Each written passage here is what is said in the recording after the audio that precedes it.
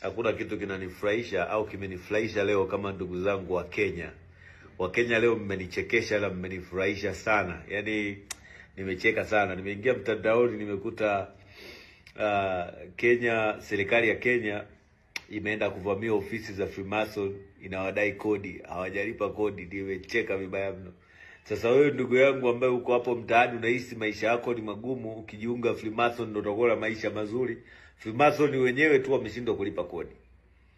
Masuala ya Freemason si nini? Hakunaga vitu kama hivyo. Hakunaga Freemason.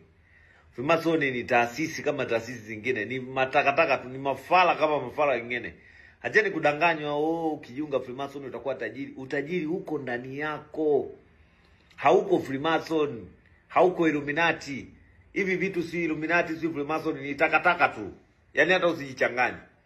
Au Freemason wenu wa Kenya, Freemason wa Kenya, waje niwape tu pete yangu moja hii hapa. Hii pete yangu moja ina thamani ya dola 10,000. Wanaweza wakalipa hiyo nini? Wanaweza wakalipa nini inaitwa? Tax. Hii hapa.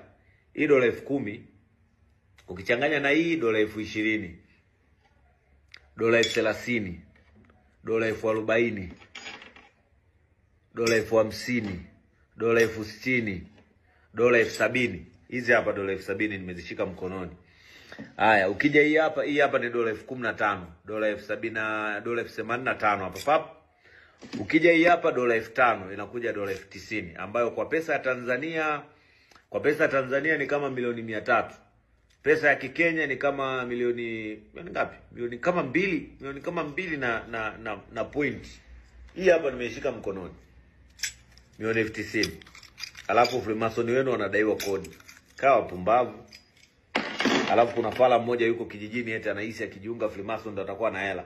Hela ziko ndani yako na maisha na mazingira unayoishi. Ni wewe kujitambua. Ujue uwezo wako ulio ndani yako ndio utakuwa tajiri. Utajiri hakuna mtu atakayekufanya uwe tajiri.